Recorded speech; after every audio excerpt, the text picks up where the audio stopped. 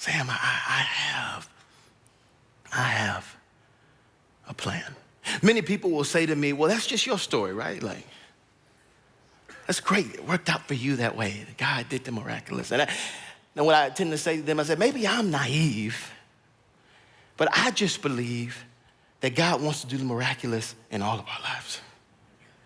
Maybe I'm just, gullible enough to believe that we have a God that loves us unconditionally and wants nothing more than for all of us to let him in so that he can change our story.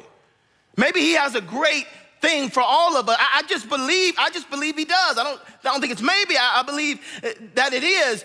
But I think the key to it, and what I try to talk to people about, is this idea of surrender. And so when I look at my story, I see that thread consistently. This idea of one person surrendering their will for God's will in a moment. You go back to my mother. What many people don't know is that she tried to come back and adopt us a year later. But we had already been given up for adoption. I don't believe she wanted to give us away, but if you were to talk to her, she would say she prayed and she didn't know, and you can land where you want to land with that, but she ended up giving us away, and then you get my parents that come down